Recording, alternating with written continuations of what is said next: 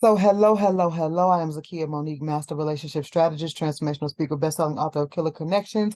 I'm also the facilitator of a group called The Safe Space, which is a place where you can come heal, grow, mature, all of those good things. And I want to say good morning, if it's morning where you are. If you're watching this later, hello. We're starting a new series today, and the name of this series is The Hell of Jezebel. The Hell of Jezebel, the Prophet Slayer. The Hell of Jezebel, the Prophet Slayer. So, we're going to get into this, but I'm telling you now, we're going to really break this down, um, slowly. Because we've all heard of Jezebel. We've heard the name used. We've heard people talk about the Jezebel spirit. We've heard people talk about a lot of things, but I don't think we always hone in on the details. And what I mean by that is I don't think we pay attention to some of the things and the gravity of what was done. I also think that sometimes we miss out on details in the foundation. So I'm a teacher by nature, teacher by gift, teacher by nature, whatever you want to call it. And so I like to get down to the details and set the stage beforehand. So that's what today's lesson is going to be about. It's going to be the foundational lesson, setting the stage. If you notice, that's something that I do before every series. When we dealt with Joseph, we went back to Genesis 37. We couldn't go to Genesis 50 until to 43, I think it was, we started at one of them. We couldn't get there until we went back to 37 to see why some of these things had happened, right? We had to go back to, to the history to see why some of the things were happening that we had currently seen in the lesson. So we're doing the same thing today. Today, we're going to go back in history. So first and foremost, the only scripture that we'll be talking about today is 1 Kings 16. Okay, so we'll only be talking about 1 Kings 16. However, a lot of what I'm going to talk about today will be coming from the history books, will be coming from biblical scholars, and I tell you to do your own research on this, okay? The research that I received, I took a combination of things. I don't ever just look at one person's synopsis for something. I look at multiple synopsis. I look at what's in the Bible, and then I go from there.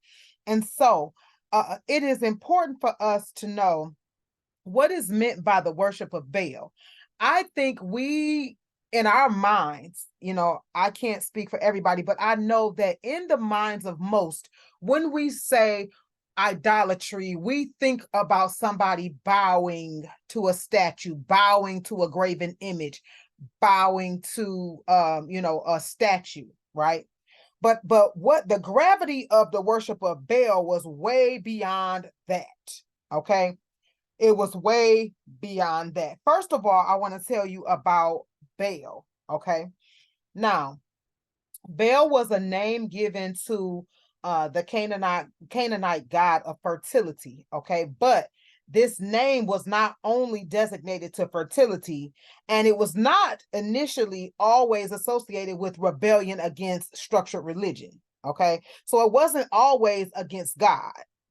It came that way later, but initially, throughout history, the name would become a term that, was contrary to God. But if we look in Judges 6:32, the judge Gideon was also named Jerubbaal. Okay. King Saul had a son named Ishbaal. First Chronicles 8:33.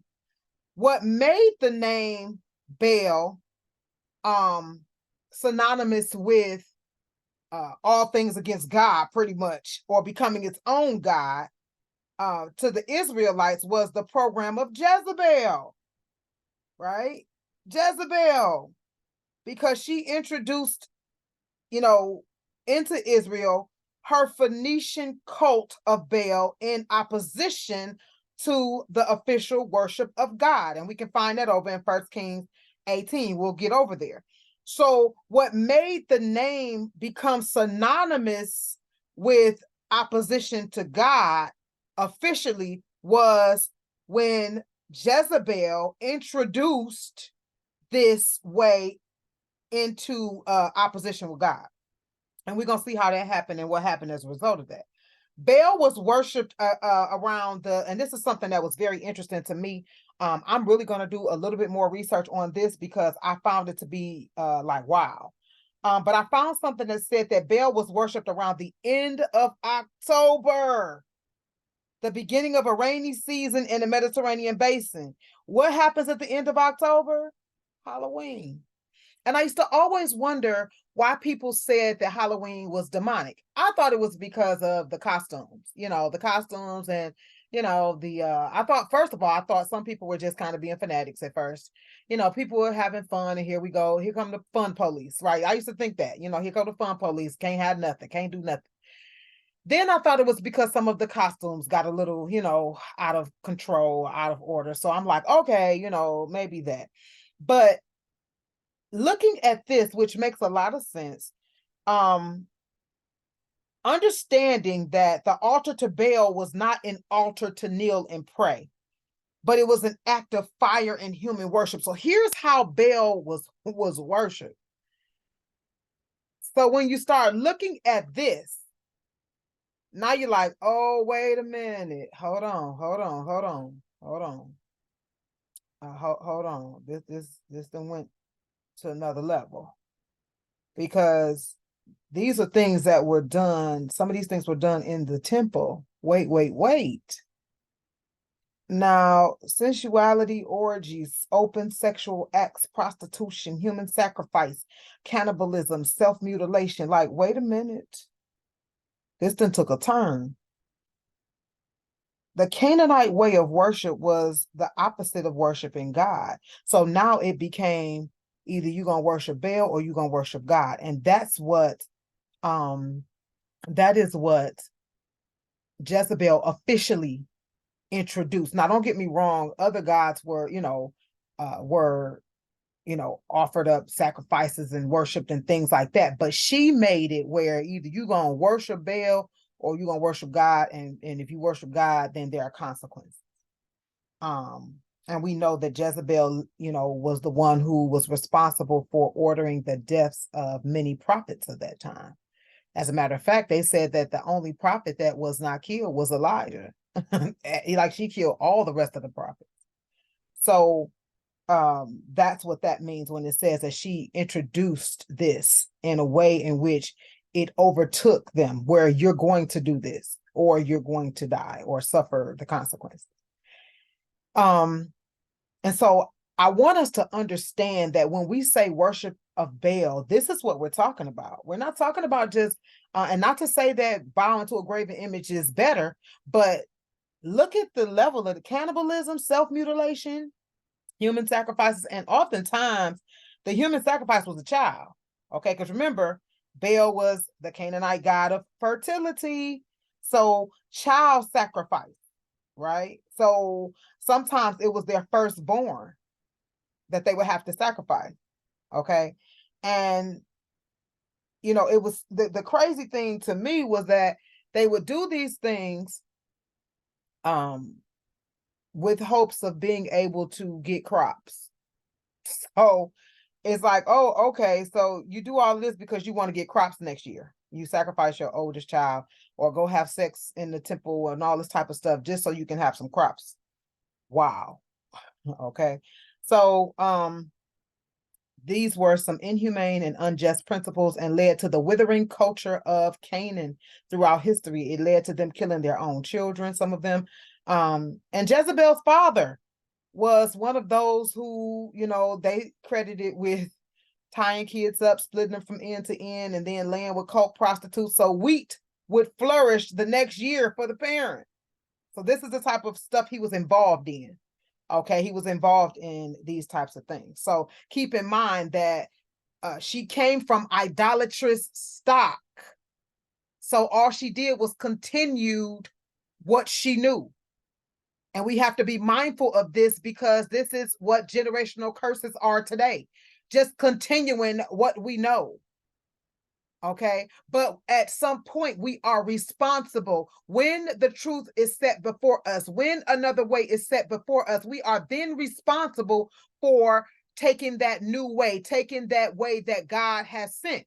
Not every way, because some of this new age stuff, I don't want nothing to do with that. Okay. I'm not, no. Okay, so I'm not saying everything that's presented to you, you do, not at all. But what I'm saying is when you know when you find the error of your ways, okay, when we are presented, when God shows us that what we're doing is an error, I don't care if all 500 of our family members are doing it. We have a choice. We have a choice. And I truly believe that God gives every individual the choice, because that's the only way he can hold them accountable. He can't hold me accountable because my mother didn't do what she was supposed to do. He has to hold me accountable for what I do. And so therefore, if I grow up in prostitution and then God shows me a different way, then I am responsible for making a choice. That's why he says, choose ye this day, death or life. I set before you. So every individual has a day in which life or death is set before them. And he admonishes us to choose life so that we and our descendants can live. Why are we saying we and our descendants? Because of generational curses can be passed down. Generational blessings can too. He's saying if you choose my way, blessings will flow. If you choose another way, curses will flow. Choose. And so Jezebel, just like anybody else, even though she grew up from idolatrous stock, had a day in which God presented before her to choose. And she made her choice. And she suffered the consequences, as we'll see in this series. So let me tell you another thing. Another thing I wanted to talk about to lay this foundation was the kings of Israel. So this is where we're going to get into 1 Kings 16. You can kind of read, we're not going to read all of it. I'm just going to give you a synopsis. You can read it yourself. We're not going to pick up until 16 and 29. Okay, we'll pick up at 16 and 29, but I want to tell you what happened before that. Okay, so this is just in the 16th chapter. Like, this is not even anything before that or after that. This is just what happened in the 16th chapter. This is how many times the reins change hands. Okay, this is how many times. And the reason why I wanted to bring this out is because oftentimes what we don't understand is evil comes in when there's a structure, when there's a struggle of power somewhere. Evil can only seep in when there's a struggle in leadership somewhere. Let me give you an example. When a mother and a father are on the same page, the children are less likely to do what? Manipulate. Because they're going to try. But when mom and dad are on the same page, there's less likely or less chances for manipulation because they're on the same page. They're communicating. You can't get one by. But when mom and dad are in division, when there is dissension, when there's issues, when there's a lack of communication, when they beefing, when they arguing, when somebody cheating, when somebody disconnected, or whatever you want to call it, then there is more likely the opportunity for evil, for the enemy to slip in.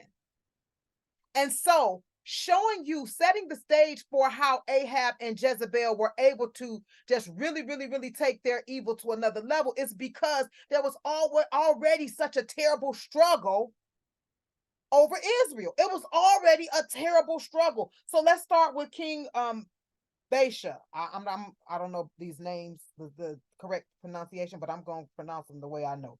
Baasha.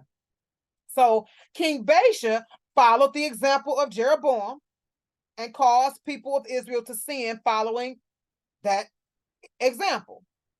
As a result, Jehu, who was a prophet at the time, came and told him, look here, because you have caused the people of Israel to sin, following that foul example of Jeroboam, since you follow him, the same thing gonna happen to you that happened to him. You and your family gonna be destroyed the same way. So he and his family were destroyed. Those who died in the city were eaten by dogs. Those who died in the fields were eaten by vultures. What's the lesson here? Jeroboam's descendants were destroyed in a similar way. So we should learn from the mistakes and judgment of others. If you became king and you saw what his payment was for what he did, why would you do the same thing? Why? And to be honest with you, we do the same stuff today. We see, I watch American Gangster and a lot of the urban shows. I like them. I like the documentaries. And you see the different groups come up as drug dealers. And it's like, you already know your fate is either you're going to get killed or you're going to go to jail.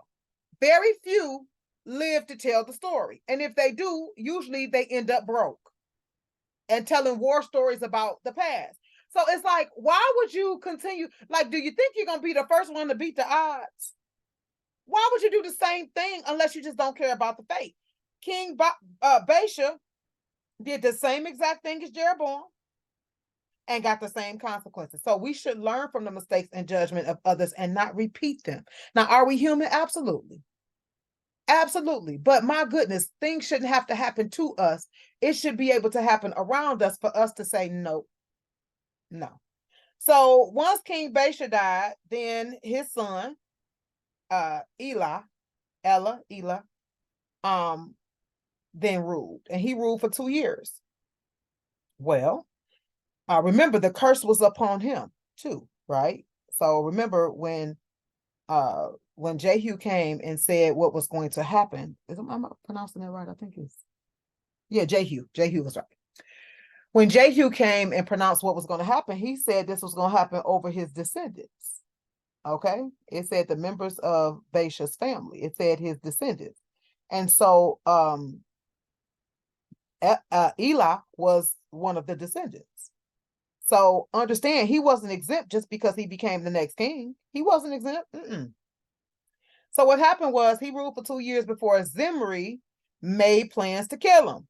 Okay. One day, Eli was getting drunk at one of the palace supervisor's houses, and Zimri walked in, struck him down, and killed him. just like that. He ruled for 2 years. The lesson here, first of all, never let your guard down, because there's an enemy Roman seeking whom he may devour. Like that scripture didn't just like come into effect, right? Understanding, like, how you drinking when you know that this has been pronounced over your father?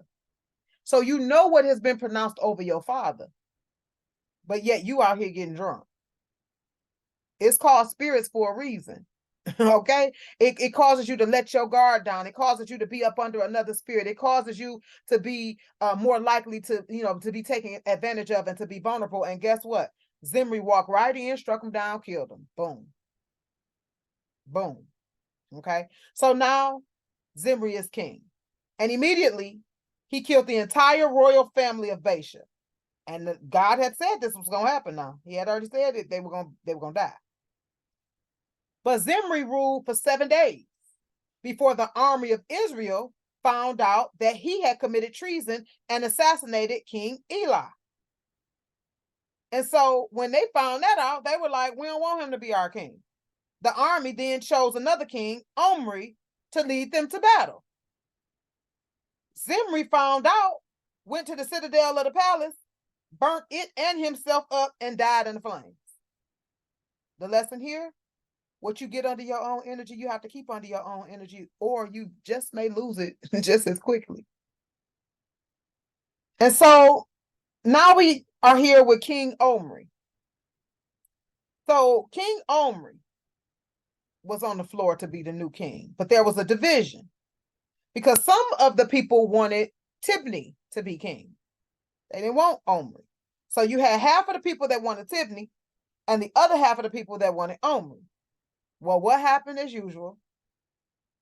It was a battle, and the people that wanted Tibni were defeated by the people that wanted Omri. So Tibni was killed, and Omri was crowned.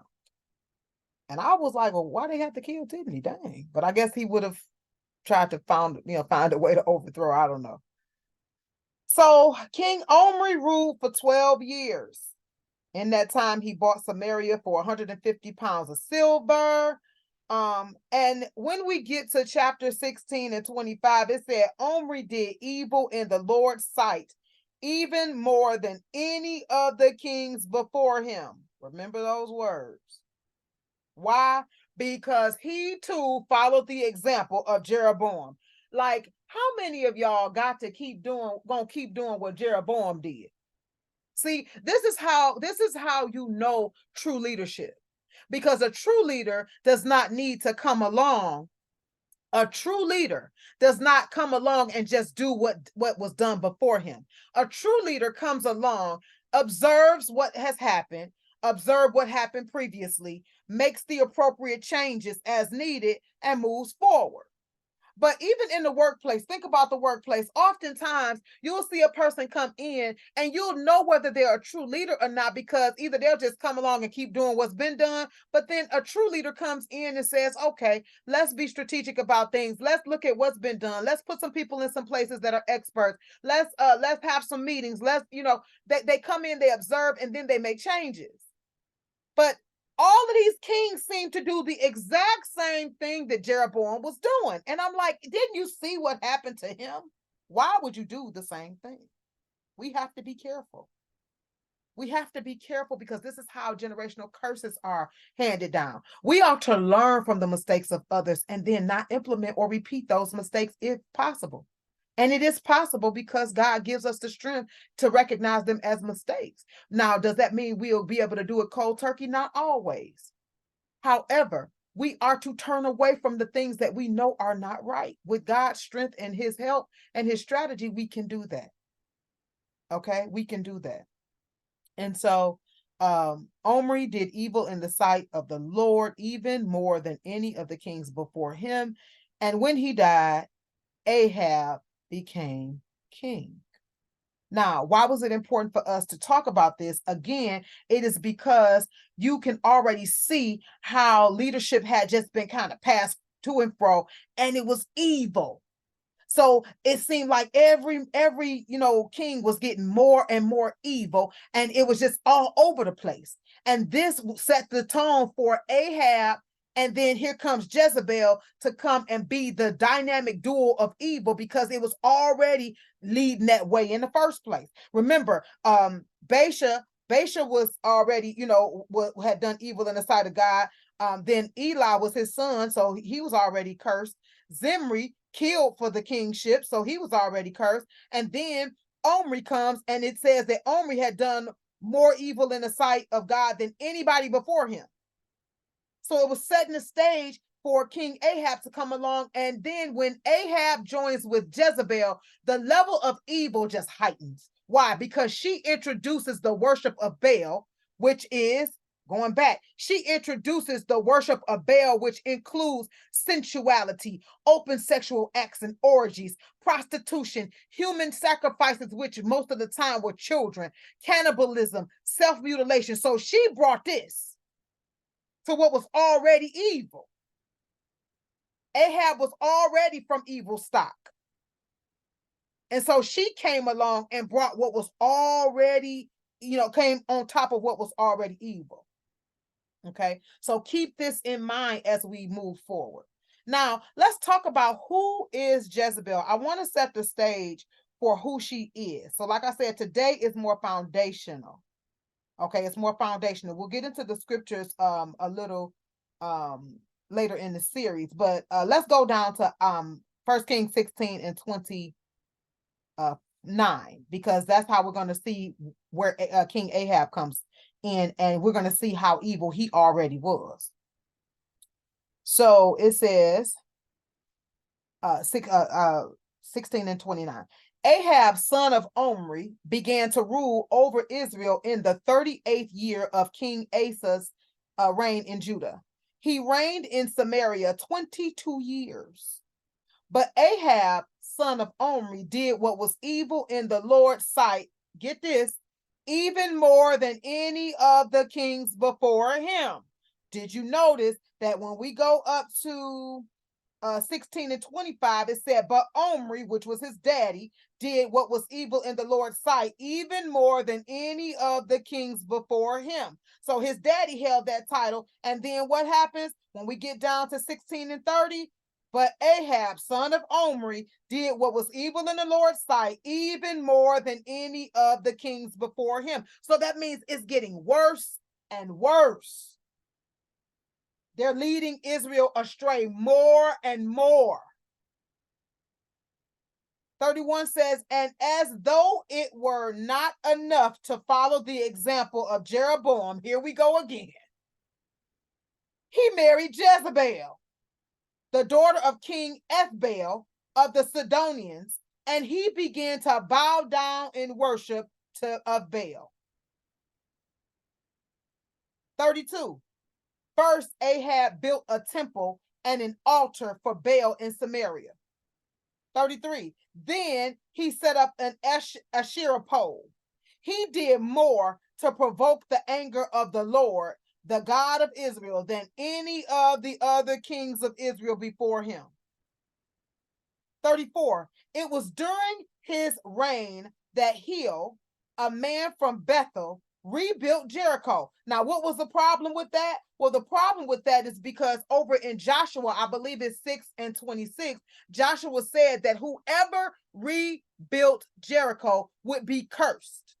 Like their son, their firstborn son, I think it was, and their baby son would be killed. I believe that's what he said. And it says here that when he laid its foundation, so when Hiel, a son of Bethel, rebuilt Jericho, when he laid its foundation, it cost him the life of his oldest son, Abiram. And when he completed it and set up his gates, it cost him the life of his youngest son, Segub. This all happened according to the message from the Lord concerning Jericho, spoken by Joshua, son of Nun. And again, that's over in Joshua 6. I believe it's 6:26, where Joshua said, if you try to rebuild Jericho, because Jericho was a place of murder, it was a place, remember, they went around Jericho, and then the walls came tumbling down, and it was never to be rebuilt. But up under Ahab's rulership, it was rebuilt.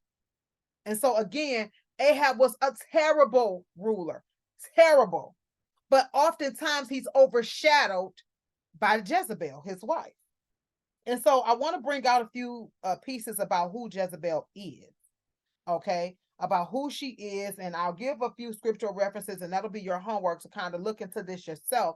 Because again, I think we have used Jezebel's name and the spirit of Jezebel so loosely that now it does not, like we skip over a lot of details. Okay, a lot of details. Yeah. Okay, so Jezebel, who is she? Who is Jezebel? Well, Jezebel was the daughter of the priest king Ethbaal, and I told you what Ethbaal was into. He was into, killing kids and having sex in the temple, and then for the promise of you'll have wheat next spring or whatever. It's like, oh wow. But he was heavy into the worship of Baal. Okay, so it says Jezebel was the daughter of Ethbaal, ruler of the Phoenician cities of Tyre and Sidon. Okay, when Jezebel married King Ahab of Israel, she of course became queen. She persuaded him to introduce the worship of the Tyrian god Baal, which was a nature god. Most of the prophets of God were killed at her command. So most of the prophets of Yahweh were killed at her command. Jezebel interfered with the exclusive worship of the Hebrew God Yahweh by disregarding the rights of the common people and by defying the great prophets Elijah and Elisha. She provoked the strife that enfeebled Israel for decades. So that means that even after she died, her impact was still upon Israel. She has since then become the archetype of the wicked woman, which is why her spirit, quote unquote, has been said to be so strong that it presents itself today in the church, in the home, all over. Okay. What else do I want to say about this? We'll look at what happened between Jezebel and Elijah on Mount Carmel next week. What else do I want to say? Let me see. Jezebel has some qualities about her that I'm going to mention, and we're going to see throughout her, her rulership, because the truth of the matter is she ruled, he didn't. Okay. And we see this in today's church a lot. I truly believe that the spirit of Jezebel is really an enemy to a lot of the first ladies of churches, because a lot of them are the ones that will do the exact same thing that Jezebel did. They will cozy up to the husband, whisper in his ear, get him to do whatever it is that they want done. And that's absolutely what she did. But we're going to talk about 7 things that she absolutely hates. Okay, absolutely hates. There are going to be more characteristics. We're going to spend, I believe, one session. We'll see what the Lord says. We're going to spend one of these sessions talking about how Jezebel appears. But let's talk about 7 things that Jezebel hates. Number 1, she hates authority. Jezebel does not like to be told what to do. Jezebel does not like authority because she abhors order. She hates order. She hates order because what does order do? Order sorts out the details. Order shines lights on the things that are wrong. She doesn't like authority. She don't like to be told what to do at all.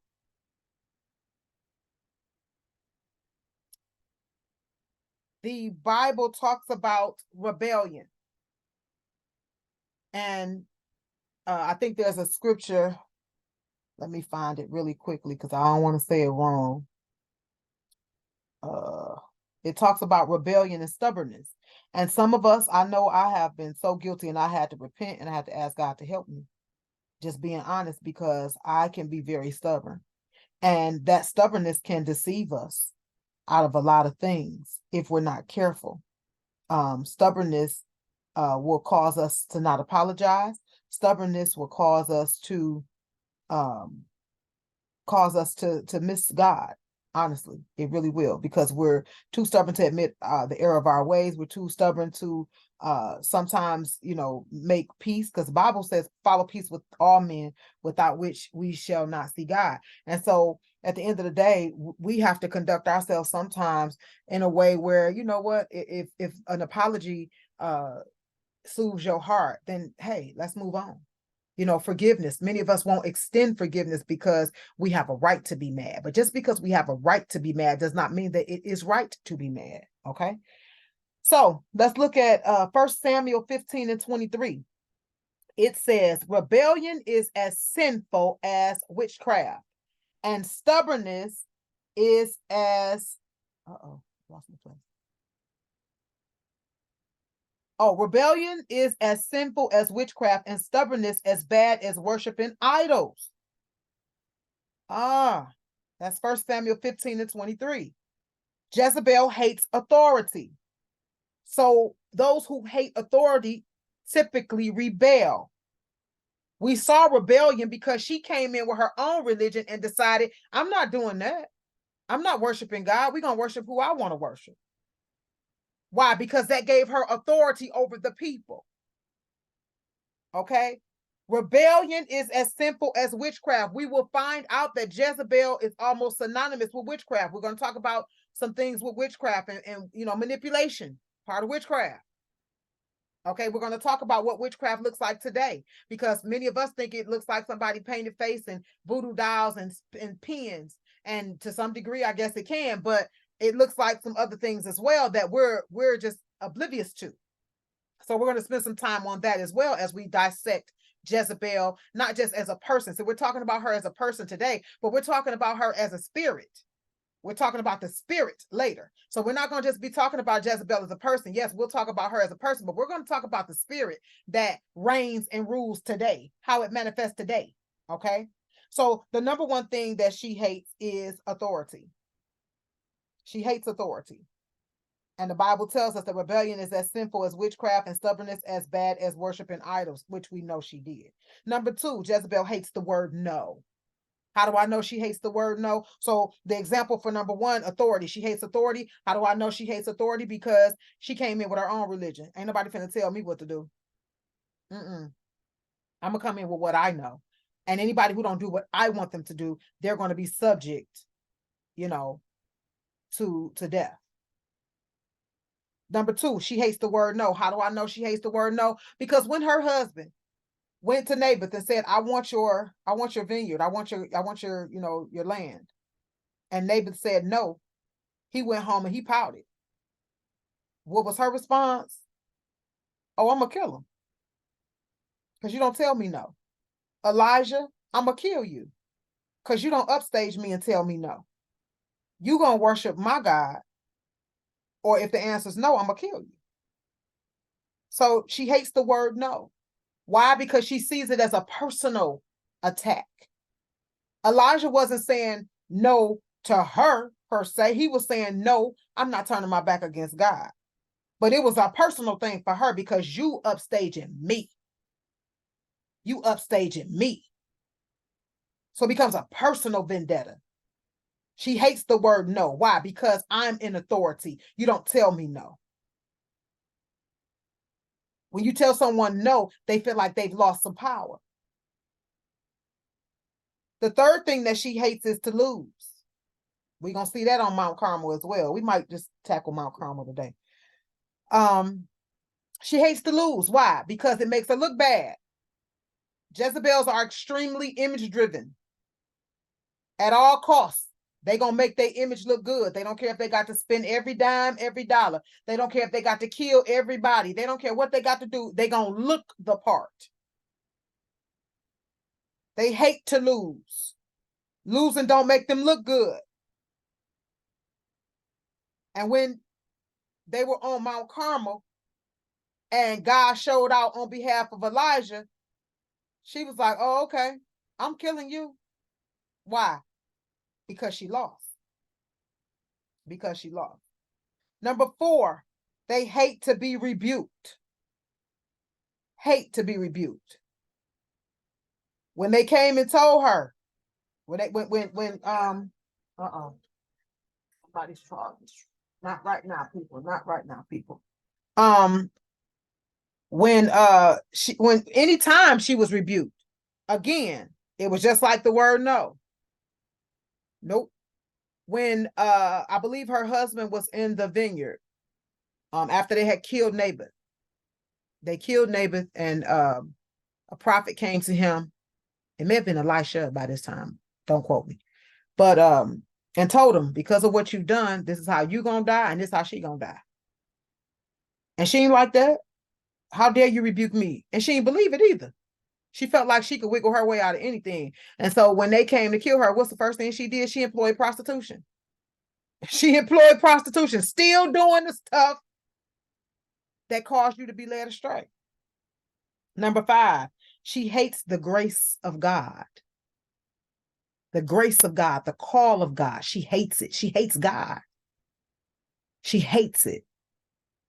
And so oftentimes, I used to wonder why, when I would go into an atmosphere, why did I almost immediately attract someone with a Jezebel spirit? I didn't understand it.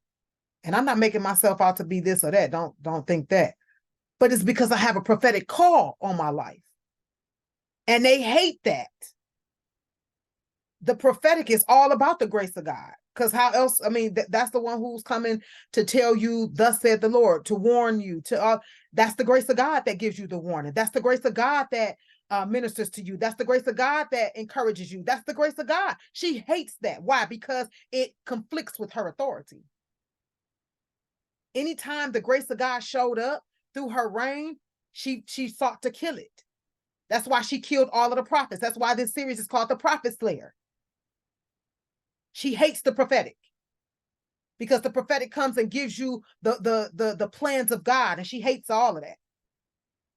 Number six, she hates men.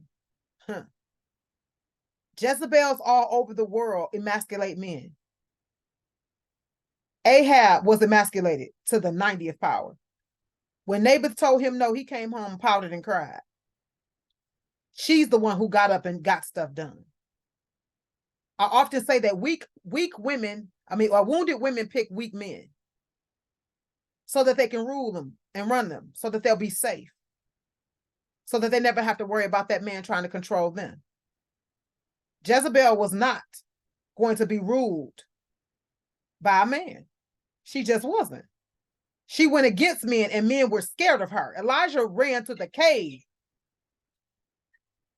Elijah ran to the cave to get away from her. My phone is very popular today.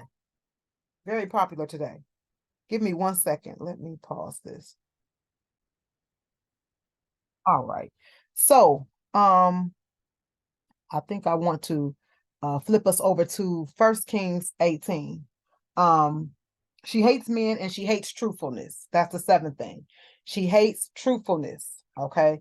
She does not like for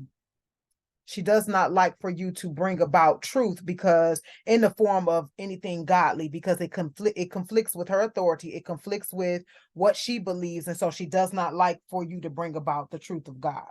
Now, I want to, before we close out today, because I just wanted to lay the foundation for who Jezebel is.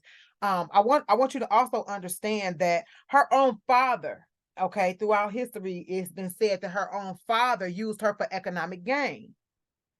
Okay, her own father used her for economic gain. So she came from idolatrous and greedy stock. You understand? Idolatrous and greedy stock is where she came from. And as a result of coming from that, okay, she continued that. Today, we see that when people are mistreated by their parents. Now, I didn't see anything about her mom, but imagine your father using you for economic gain. It's a wonder she was heartless. We see it today in society. When our parents hurt us, misuse us, mistreat us, don't validate us, what happens? We become heartless sometimes out of the pain of our parents not protecting us and loving on us and giving us the guidance that we needed to move forward. So it's no wonder if her father used her for economic gain, like the history book said. It's no wonder she was so heartless and callous, because that's what she was taught. That's what she felt. That's what she experienced. Okay. So I want to talk about the contest on Mount Carmel. That's in 1 Kings 18. So it says, later on in the 3rd year of the drought, the Lord said to Elijah, go and present yourself to King Ahab. Tell him that I will soon send rain. So Elijah went to appear before Ahab. Meanwhile, the famine had become very severe in Samaria. So Ahab summoned Obadiah, who was in charge of the palace. Now, Obadiah was a devout follower of the Lord. For once, when Jezebel had tried to kill all of the Lord's prophets, Obadiah had hidden 100 of them in two caves. He put 50 prophets in one cave, and then he supplied them with food and water. And he put 50 in another one and gave them food and water. Ahab said to Obadiah, we must check every spring and valley in the land to see if we can find enough grass to save at least some of my horses and mules. So they divided the land between them. Ahab went one way by himself, and Obadiah went another way by himself. As Obadiah was walking along, he suddenly saw Elijah coming toward him. Obadiah recognized him at once and bowed low to the ground before him. Is it really you, my lord Elijah? He asked. Yes, it is, Elijah replied. Now go and tell your master Elijah is here. Oh, sir, Obadiah protested. What harm have I done to you that you are sending me to my death at the hands of Ahab? He like, you trying to get me killed? What I do to you? Verse 10, and I'm reading out of the New Living Translation. Verse 10, for I swear by the Lord your God that the king has searched every nation and kingdom on earth from end to end to find you. And each time he was told, Elijah isn't here. King Ahab forced the king of that nation to swear to the truth of his claim. And now you telling me, and now you say, go tell your master Elijah is here. So in other words, they didn't search high and low for you, and you want me to go walk up to him and say, oh, here you go. You trying to get me killed? 12, he says, but as soon as I leave you, the Spirit of the Lord will carry you away to who knows where. when Ahab comes and cannot find you, he gonna kill me. Yet I have been a true servant of the Lord all my life. Verse 13, has no one told you, my Lord, about the time when Jezebel was trying to kill the Lord's prophets? I hid 100 of them in 2 caves and supplied them with food and water. And now you say, go tell your master Elijah is here, sir. If I do that, Ahab will certainly kill me. Verse 15, but Elijah said, I swear by the Lord Almighty, in whose presence I stand, that I will present myself to Ahab this very day. 16, so Obadiah went to tell Ahab that Elijah had come, and Ahab went out to meet Elijah. Verse 17, when Ahab saw him, he exclaimed, so it is really you, you troublemaker of Israel. 18, I have made no trouble for Israel, Elijah replied. You and your family are the troublemakers, for you have refused to obey the commands of the Lord and have worshipped the images of Baal instead. 19, now summon all Israel to join me at Mount Carmel along with the 450 prophets of Baal and the 400 prophets of Asherah, who are supported by Jezebel. So now he's saying, meet me up on Mount Carmel. Verse 20, so Ahab summoned all the people of Israel and the prophets of Mount Carmel. 21, then Elijah stood in front of them and said, how much longer will you waver, hobbling between 2 opinions? Remember, I told you that God always presents an opportunity for everybody to choose. So he says, how much longer will you waver, hobbling between 2 opinions? If the Lord is God, follow him. But if Baal is God, then follow him. But the people were completely silent. Then Elijah said to them, I am the only prophet of the Lord who is left, but Baal has 450 prophets. Now bring 2 bulls. The prophets of Baal may choose whichever one they wish and cut it into pieces and lay it on the wood of their altar, but without setting fire to it. I will prepare the other bull and lay it on the wood on the altar, but not set fire to it. Then call on the name of your God, and I will call on the name of the Lord. The God who answers by setting fire to the wood is the true God, and all the people then agreed. Then Elijah said to the prophets of Baal, you go first, for there are many of you. Choose one of the bulls and prepare it and call on the name of your God, but do not set fire to the wood. So they prepared one of the bulls and placed it on the altar. Then they called the name of Baal from morning until noontime, shouting, O Baal, answer us. But there was no reply of any kind. Then they danced, hobbled around the altar that they made. About noontime, Elijah began mocking them. You'll have to shout louder, he scoffed, for surely he is a god. Perhaps he's daydreaming or relieving himself, or maybe he's away on a trip, or he's asleep and needs to be awakened. Verse 28, so they shouted louder, and following their normal custom, they cut themselves with knives and swords until the blood gushed out. Remember, I said self-mutilation was part of the worship to Baal. They raved, verse 29, they raved all afternoon until the time of the evening sacrifice, but still there was no sound, no reply, no response. Then Elijah called to the people, come over here. They all crowded around him as he repaired the altar of the Lord that had been torn down. He took 12 stones, one to represent each of the tribes of Israel, and he used the stones to rebuild the altar in the name of the Lord. Then he dug a trench around the altar large enough to hold about 3 gallons. He piled wood on the altar, cut the bull into pieces, and laid the pieces on the wood. Then he said, fill 4 large jars with water and pour the water over the offering and the wood. After they had done this, he said, do the same thing again. And when they were finished, he said, now do it a 3rd time. So they did as he said. And the water ran around the altar and even filled the trench. At the usual time for offering the evening sacrifice. Notice Elijah's doing things in order. Elijah the prophet walked up to the altar. He didn't go to the altar before time. He didn't go before time. It said at the usual time for offering the evening sacrifice. Elijah the prophet walked up to the altar and prayed, "O Lord God of Abraham, Isaac, and Jacob, prove today that you are God in Israel and that I am your servant. Prove that I have done all this at your command. O Lord, answer me. Answer me so these people will know that you, O Lord, are God and that you have brought them back to yourself." Immediately, the fire of the Lord flashed down from heaven and burnt up the young bull, the wood, the stones, and the dust. It even licked up all the water in the trench. And when all the people saw it, they fell face down on the ground and cried out, "The Lord, he is God.